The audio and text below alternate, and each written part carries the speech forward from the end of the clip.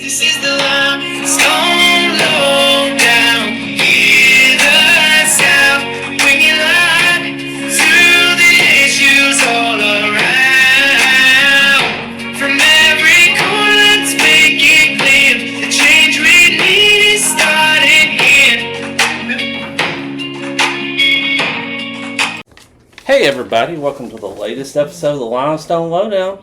We've taken like a month break. Yeah. We've had a lot going on, but we're back better than ever in our studio. Yay! With audio and video. How about that? Yeah, so we really haven't taken a break. We've just taken a break from the podcast. Yes, We've definitely been going in a million other directions. There's not been a break. We've just been taking a break from doing stuff. We haven't had time really, to Absolutely. be honest. So let's talk about what we're going to do today. Yeah. It was about 2 weeks ago. Yeah. That's hits back to the busy part. Yeah. That is, oh my goodness, 2 weeks ago. Yeah, because we had spring break and then, I don't know, life just happens. So, yeah. So today we are going to do a rebuttal of the city of Athens, the state of the city. Yeah. Yes, we thought, every time there's a, like the president has a State of the Union, there's a rebuttal. So I thought maybe we should have a rebuttal to the state of the city. Because, for just a little bit, I thought I was at the Athens Storytelling Festival. Because there were some tall tales told. Yeah. Well, it's just funny. So, we started this adventure, I guess you could say, 2 years ago? And so the first one we went to for the State of the City was last year. And it was over at Athens State. Yep. But one thing that we even noticed last year was that like 80% of the people that were there were tables that were bought by businesses. And obviously this year, because they're remodeling that, they're redoing it. So now they had it over at the Veterans Museum.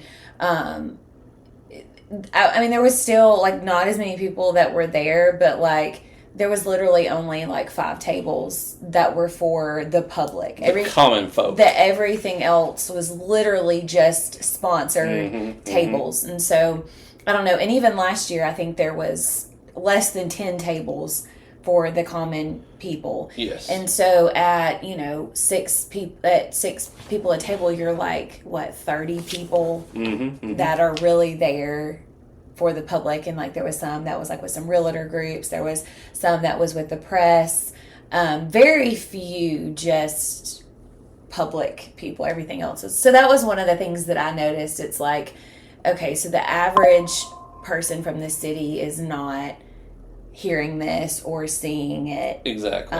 It's a lot of pomp and circumstance. Yeah, and that's what in last year, we knew a lot last year too, but even now, knowing the stuff that we know, honestly, there was a few people that I had to text and be like, is this really going on? Like, do people really believe some of these numbers that he's saying? It's quite comical, honestly. So, all right, we did have some. So we had. Were all the councilmen there? No. Somebody was missing. I don't remember. Was it Lucas? He was out of town, right? Yes. I think he was out of town. Our commissioners were there. Yes.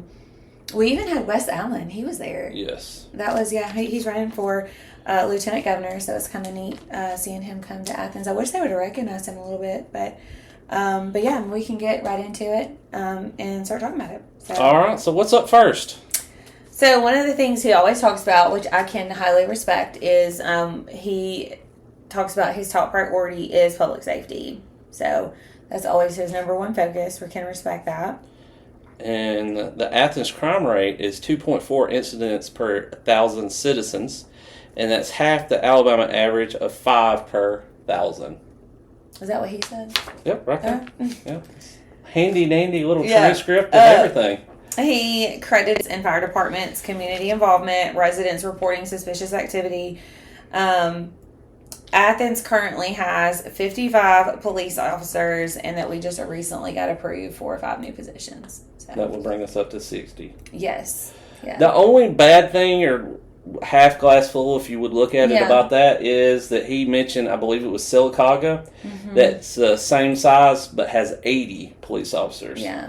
So hopefully we don't have any rash of crimes or whatever, so we might be a little bit under So we got 5. Like, let's keep going. You know what I mean? Let's get up to that we level. are. I mean, we have between 7,000 and 8,000 houses on the horizon. Like, our population is going to grow. It's funny you say that. That's next. Yeah.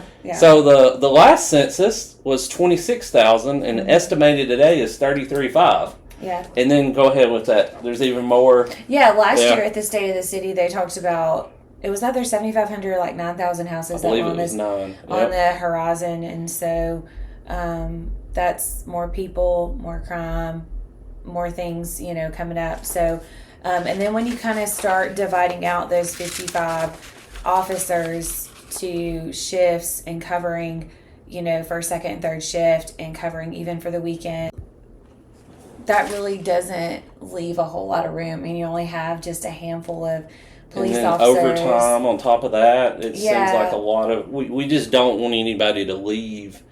And because they're like overworked or, it's funny. I talked about that earlier in the year, that Athens shouldn't be a training ground. And now that's been mentioned by... I believe he mentioned that in the State of the City. And one of our councilmen mentioned the same thing. So it was like... My goodness. I'm like, I said that. They'll never give you credit. Well, they'll never give me credit for it. But yeah I did. Yeah. I was ahead of the curve on that. You did. You said that about a year ago. You were like, we don't need to be a training ground. And I agree. But hearing that we only have 55 police officers, it is just concerning, because when you divide those out by the shifts for 7 days a week. And again, the everybody this year is doing a great job. Yes. We're not saying anything negative about that. Yeah. We're just saying, are they getting properly paid? Are they overworked? Mm-hmm. Because again, if we're using comparable apple and oranges numbers, then we're about 20 under. Yeah. Which means that either there's overtime, people are getting...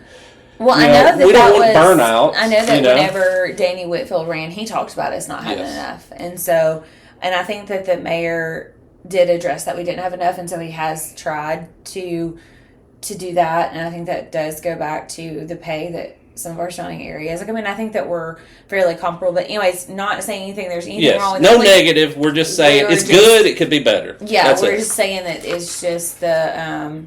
Making sure that our police officers aren't overworked. Or making sure we maintain. Correct. It's great, and we need to maintain it. Yeah. So, what's number 3? The parks and green space. So we've got residents have requested more parks. The mayor highlighted several projects. We've got Sunrise Park coming over at the old Pilgrim's Pride chicken plant. 32-acre property purchased at roughly $500,000. That is something that, like, I still cannot fathom. That I know, right? 32-acre lot sat empty and for sale for years. And I think they're like, original asking was like multi-million dollars. For some reason, $3 million comes to mind. And then somehow it got for $500,000. I don't know. I'm glad the city was able to get that investment, but it just does lead me to a lot of questions. The whole thing leads me to a lot of questions. As the kids these days say, it's a little bit sus. Yeah. Because a cleanup required, major environmental work. Planned features. This is a splash pad, walking area, green space. You got Swan. Dog park. Yeah, the and dog then park. Amphitheater, second phase. So it's not just a kids park. They're wanting to do a whole lot more. Yeah, that'll be another phase. Phase 2. Yeah, I think that'll be a great area. So the Swan Creek Park, we've got 16 pickleball courts. 12 are going to be covered. A special needs park, the Makeaway field over there. The Lincoln Bridgeforth Park, the renovations, they're planned, right? Yes. And then we got the Fifth Avenue Apartments. They recently completed those improvements. Talk about the crown jewel, number 4. Tourism and downtown events. Yeah. The Mayor Marks praised the community organizations, Athens Main Street, which, Athens Main Street, they put on a lot of events. I do. That is I do enjoy all the events that Athens Main Street puts on. How about you tell your first memory of Athens? I think this is the perfect time to tell that. What, the pep rally on the square? Look at that. There it is. Yeah. Let's tell us about that. I do. I loved the pep rally. Back when we were dating, yeah. and my daughter was still in high school, and I brought you to the square. Yeah. and they had the pep rally on the square. I was like, and you I just just fell in loved it. love. I did. That all the little painted signs. Yeah, we and had the band and the football players came out, and you just I thought just it was loved magical. it. I just felt like it was just like a little Hallmark town. And that's when you fell in love with Athens. We had found our house already, but I hadn't got to, I guess, take in everything with the town, and then that was in 2020. So obviously, when you went to Athens State, you didn't like fully immerse. You were just coming to school. No, you didn't really get to experience the Athens. Yeah, because my degree's in acquisition, so I was working on the Arsenal and took a lot of my classes on the Arsenal. Very few classes I took on campus. Me and my friends, we would come eat at Village Pizza. But, there it is. Yeah. There's special waitress. I was gonna say special waitress. Lacey was still there. She's almost as iconic as the square now. I know. Lacey was a waitress. But she wasn't manager yet. Now she's manager. But yeah, she was still there. So yeah, but no, I fell in love with the square and all things Athens Main Street. Fridays after 5. The farmers market. I was going to say, I believe you're a tomato sandwich making expert at this point. Gosh, I don't even eat tomatoes. No, I do. I love all the events that they offer. I think it's great. I hate to say it, but I feel like we need to go a little bit overboard on that because people seem to think that just because we bring up stuff, we don't actually love Athens. Yeah. But we actually chose to live here for a reason. Yeah. And it's stuff like this. Yeah. So just because we call out something, we're not hating on anything. We're just, it's great, but it could be better. Yeah. And that's it. Well, and I think that this would be anywhere. I mean, I love Athens Main Street. I love everything that every time Jared and I go somewhere and I see a town that's got a square and it's could be better, I always think like, man, they need a Main Street here, because they really have like revitalized and revamped and want to bring tourism and all the things to our city, and I think it's wonderful, and I hate that people think that all we want to do is to say bad things, but I think that with all the good there comes bad. And what's the saying that's like it can't all be good. Like if you that there's, and so people are always like, oh, like you need to talk about the good. Well, you have other news outlets that can talk about exactly. The good. You've got the News Courier, you've got the Athens Now, you've got the Athens Main Street, you've got all of these other outlets that can talk, and the public relations thing. Like you have tons of outlets that can do all of that, and we do love Athens. We love everything about Athens. But I think we have our niche, and I think our niche is the small guy, the one that's been overlooked, the one that's kind of been, shunned away, and we're here to give those people voices. And that's okay. And, yeah, it is. And they need that voice. Yeah, and that's okay, yeah. And that's okay if it upsets some people, some things that are said. It's okay. Mm-hmm. Yeah. And then you've got the tourism office, which I do enjoy that because we always do our murder mysteries. Our murder mystery. I love that. Well, and then finally, now I'm going to tell this story. We have had tickets to the Haunt Walk every year since we've been here. Yeah. Last year was the first year that we actually got to go. Yeah. So yes, yeah. And it was great. Yeah, we did. We had a good time. And our tour guide was great. I hate that so many people died at Athens State, though. Oh my gosh, goodness. I know. I know the guy at McCandless Hall, like trying to scare his girlfriend and fell out when she scared him first and died, and the lady that fell down the stairs and and then the other ghost in the window, was famous. Yeah. So, that was some of the stuff that the mayor talked about was Friday After 5, the haunt walks, the Arts After Hour, the football prep rallies on the square. He said that there was two things and I think in a recent survey that they did that it found that people wanted was quality of life and supporting local businesses. And that has been one of the biggest things I think that they do try to always make sure that people have a good quality of life. And I think so far we do. I think that it's just the things that go on behind the scenes. It's a lot easier to say, oh, look at all these great things that we're doing, but then behind the scenes we're like doing questionable things. Exactly. So there's Mayor Marks discussed ongoing and proposed retail projects.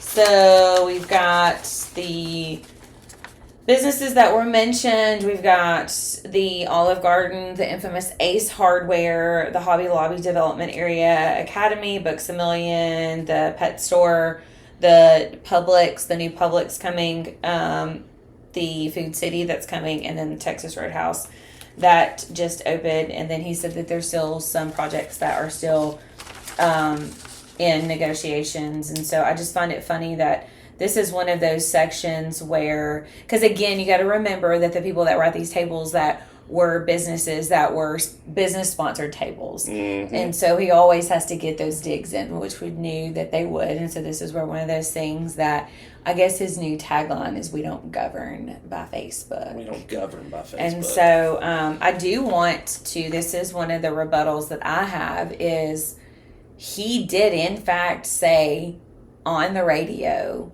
that Ace Hardware was not coming.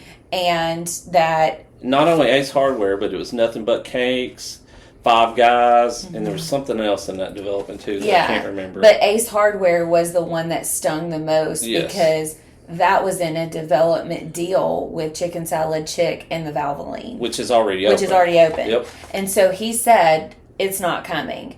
And then we did a Facebook post basically saying that. And now, we never said that they had gotten any money. We never said that any money had been paid out. But our questions that were brought up were, okay, well, if there's been no money that's been spent, what is the deal? Is it just going to fall through? Like, are we going to redo it just for Chicken Salad Chicken Valvoline? That's basically was like, let's give us clarity, because we shouldn't govern by the radio, should we?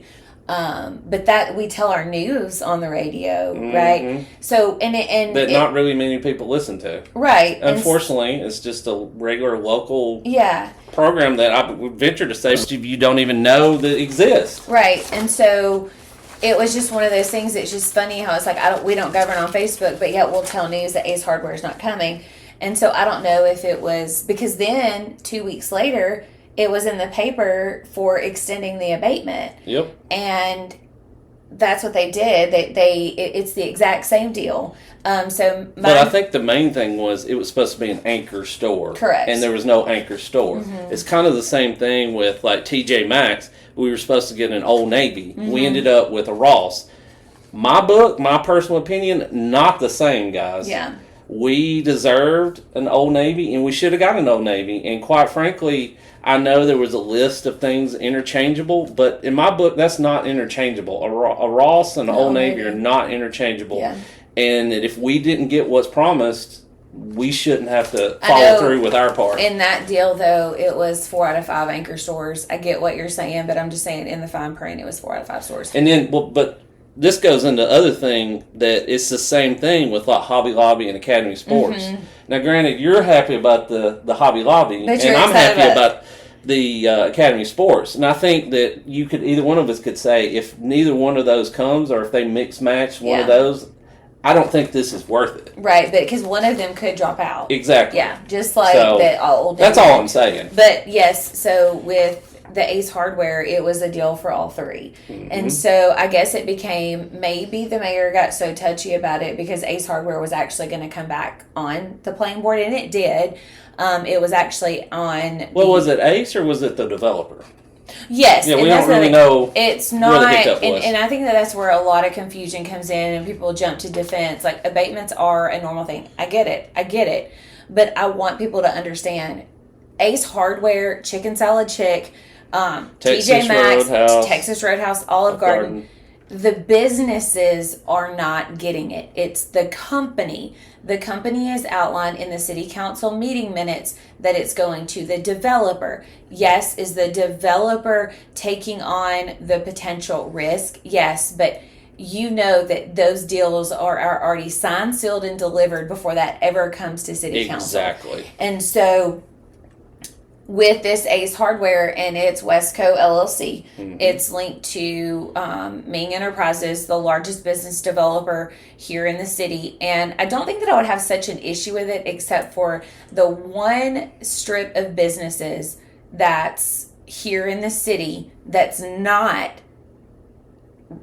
Bill Ming's commercial real estate has been sitting vacant for a year. And if you guys are wondering where that's at, it's right behind Slim Chickens. It's on Lindsay Lane. It's primo property. It's a year. Yeah, We're coming up on a a year. year, and it is completely empty. Yeah. So, I mean, to me, the word gatekeeping comes to mind. Yeah. And if you add all these abatements that's going to the local, at least it's the local developer, Ronnie Mark Shop local developer, it's almost $20 million. Yeah. And that's I want you to remember that $20 million, because that's the exact number that we need to build a new water treatment facility and why we got this rate hike. So if we had not given all this abatement to the developer and we were getting the full monies from the start, we wouldn't even need to go to the bond market. Or what else could we do? We could buy fire trucks. We could hire more police officers, et cetera, because he harps 46% of the Athens city budget is on sales tax. Then why are we giving away $20 million to the developer, not even the businesses, businesses that want to be here? Because the TJ Maxx development alone was 6 million or something, right? 6 or 8 million. 6 million, yeah. And mind you, the city also funded the road improvements for Exactly. that. And we're gonna have to do road improvements for these things too. Let's talk about the breakdown. He specifically mentioned Olive Garden. So let's talk about the numbers and the breakdown on that. Okay. Oh, so Olive Garden expects to bring in $4 to $4.5 million a year. Athens receives 3 cents local, but you have to look at that. The 3 cents, 1.7 cents is the school tax that cannot be abated. So really, Athens City is getting 1.3%, one transaction. Okay, 1.3 cents. So you spend $1, Athens City is getting 1.3 cents of it. So he said that equals $120 a year, $120,000 a year, which is not true. Because if you add the 3 cents together, but that's not what you have to do. Because you can't abate the school tax, thank goodness. So the 1.3 cents would equal, if you did it at $4 million, about $52,000 is what on a $4 million gross of the business, and we would only get $52,000. But was it a 6-year deal, or was it more than that? Because if not, it's like a 6-year deal, yeah. Well, then whatever. So then they may not end up getting their full abatement. Well, I'm just saying. Yeah. But think about that. That's $52,000 that should be going to the city of Athens from day one. And they trumpet this. Oh, it's paid in arrears. It's paid in arrears. So, you're going to write a big, excuse my French, but a big ass check. It's going to really hurt then when you have to pass that big check to the developer.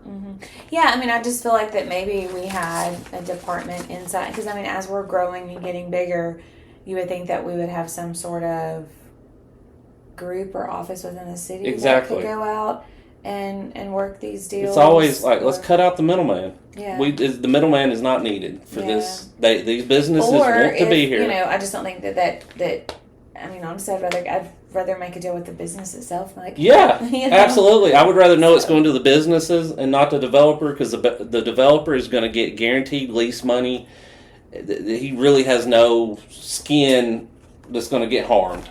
He also talked about that he wants to bring these businesses here because he wants to keep the revenue here in the city. He also mentioned about the online sales concern, the simplified sellers. Yes, let's talk about that for a second. Go ahead. That's 8%, and there's been a big stink kind of from several cities within the state about this simplified sellers tax, that it's kind of trumps this user's tax trumps your normal tax. So say, for instance, in Athens it's 9%, but this is 8%. So the online business can only charge 8% instead of the 9%.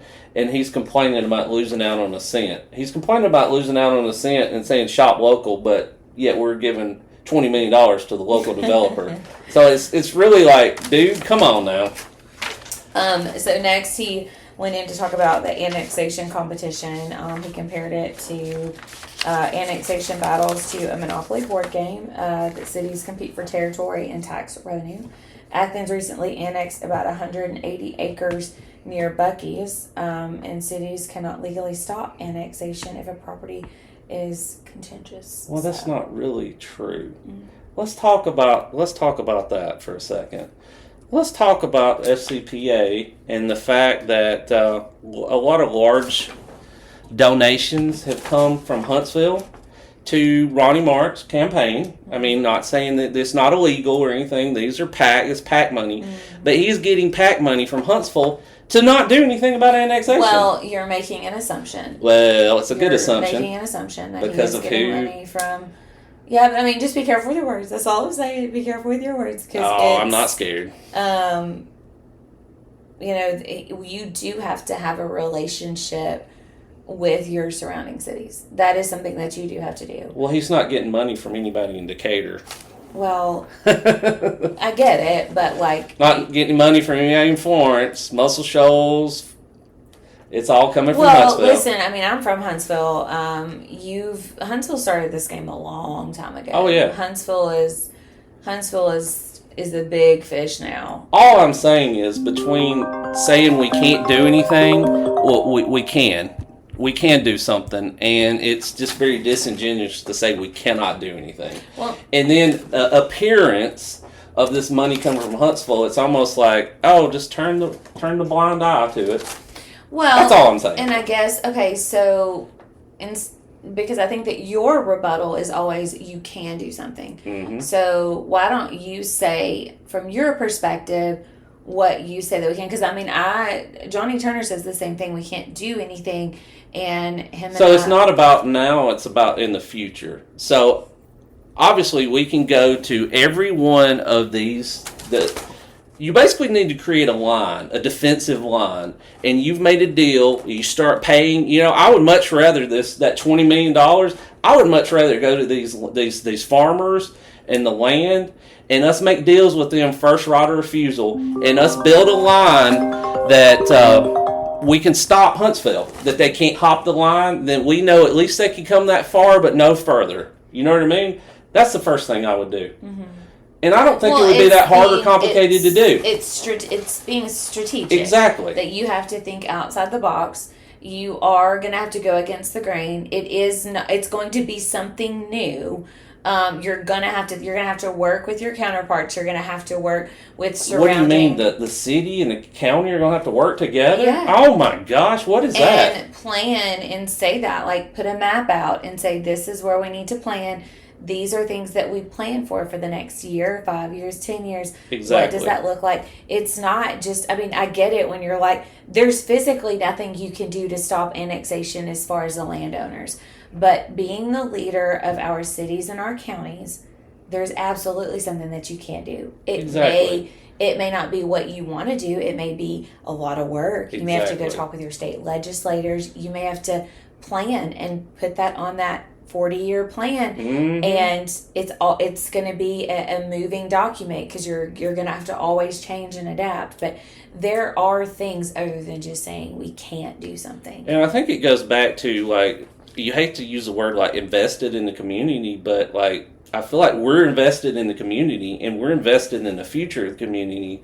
We're not looking for a quick buck and looking to screw over people and haha, we don't care. And that's what it seems like with a lot of these people. Mm-hmm. They're in it for what can I get now, and they are not looking to the future. Yeah.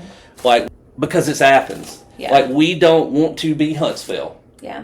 Also, I just find it funny that we annexed 180 acres near Bucky's, but we de-annexed 80 acres a few years ago. Kind of funny. But anyways, as we move on, the infrastructure challenges, growth's creating infrastructure strain. Concerns are obviously the congestion on 72, the intersection at Cambridge, the road work near Food City and Chick-fil-A. Obviously, Food City, I think that's going to be a cluster once it actually opens, because it's very rural over there right now. That's definitely gonna cause some issues. He said that infrastructure funding will require cooperation with DOT and federal offices. Sewer system funding. A major issue was the sewer infrastructure. Athens has about $18 million available and needs $30 million in upgrades. So what's that number? That $20 million. Oh, look at that. So, proposed solutions issue $20 million in bonds, increase the sewer rate slightly, which they've already passed. I don't know. I don't call it slightly, but okay. Well, I mean, it is. I mean, it basically ends up between the water and the sewer. It's like 10% a year for the next 5 years. Yeah. So that's significant. Yeah, That's not a slot. Yeah, we made a post about that not too long ago about the increases. So there's like an increase now, and then there'll be another one like in October, and then it's like every year, but it's like 5%. So that was one of the things that they talked about. 7.5% sewer and 2.5% water. And that was literally just for like upgrading the sewer system in some areas. Not Strain Road though, not Strain Road. And Mr. Lucas has asked about that, and he even said that that's not right now, basically. And that was at City Council. Yeah. We were there, so we saw it. He said the city created a program to help small businesses outside of downtown. So they are doing for each district, and right now I think that it's like 3 and 5. Yeah, districts 3 and 5, but also through Athens Main Street. They did more facade whatever upgrades. So it was a full 100,000, right? Yes. And then this is 100,000 for each district. And so at this past city council meeting, they just listed out like 5 or 6 businesses. Mm-hmm. Next month they're going to list another one. So that was second round. That was something that was really good too, because Athens Main Street, I think they got like half of that amount the last 2 years. So that's a big deal. Again, to continue for the revitalization of downtown. Something I thought that was pretty cool was that Athens was selected as the celebration city. So they're going to be doing some of like the 250-year celebration here. So we've got the July 3rd kickoff. The 4th, July 4th is the Red, White, and Boom. They have it over at the Rec Center with food trucks. There's going to be downtown music and events and activities at Athens State University. So... Look at that. Yeah. I think that was all his major points. Yeah. It was about a 40-minute program or so, and we just did it at 30? We're at 32. Yeah. So we did it a little bit faster. Yeah. But yeah, it's just about not everything is rainbow and sunshine, and that's okay. It's okay to look at something differently. It's okay to see like a little ground on something and say, you know what, we need to get the Windex and clean that out. I think that we have some wonderful things going on in the city, and I think that there was a ton to talk about that's wonderful. I just don't like, I guess, the lies. I guess that's what the way that it's, and maybe the way that it's said, that it's said just so, that's what's comical to me. Like saying like we don't govern on Facebook because I guess, because we were there, they had to get those digs in. And he used we don't govern on Facebook again on the radio show this week. But yet you will put... Well, and I believe he also said something about Coward's Corner when it used to be letters to the editor. Yeah, So I think that he has a problem with Facebook, and that, the places, they say that sunshine is the best disinfectant. I think that a lot of sunshine is being directed at City Hall, and he's not necessarily liking it. Well, I think that, too, that most people will come to 1 or 2 city council meetings. Mm-hmm. They get broke down basically because nothing happens. Nothing changes. They look at you and be like, okay. And even if you're able to get... We've already seen the first signs of that with the rec center. Yeah. Because we finally forced... Yeah. Oh, it was 16. I mean, we don't believe it was 16. We believe it was a whole lot more than that. Yeah. But at least there was a middle that something happened. At least they're talking about it. Right. Exactly. Because remember, it came from an anonymous letter that we received last summer. And this would have never been talked about had whoever not sent us the anonymous letter. And we thank you. Yeah. Thank you for that. And keep it coming. We love it. Guys, we have tons of emails. We have tons of Facebook messages, TikTok messages. and we try to read them all. We try to get back to everybody. And if we don't, if we miss something, feel free to hit us again. Yeah. We're not. It's not one of those things that like we're trying to ignore you. It's a lot, and just send it again. And let me just go ahead and caveat with this: we both have jobs. The amount of people that have been like, "Oh, I thought you didn't work." We both work full-time jobs. Hence, why we're not able to do something or to get something done every day or all the time. We have big goals for 2026. We have a lot of things that are in the works that are coming up. So thank you guys so much for sharing the posts and reaching out and talking to us, especially the ones that come up to us out in public. Exactly. And say, I believe that happened today. I know, and like thanks for they're like thanks for everything that you're doing. Like keep going. This isn't for us. We don't make any money off of this. This was never our intention. This is literally just to bring light to negative stuff, and hopefully we just are able to make a difference. To give a voice to the voiceless. Yep. And you know what? Save your fork, because the best is yet to come. Yeah. So thanks so much for listening, guys. So until next time. And that's a wrap for this episode of Limestone Lowdown, where we break down the issues, keep you informed, and give you facts straight from the source. Remember, your voice matters. Your vote counts, and your community thrives when we stay engaged. Stay tuned, stay informed, and stay involved. Until next time, keep questioning, keep advocating, and keep shaping the future of the Limestone area. We'll see you on the next Limestone Lowdown.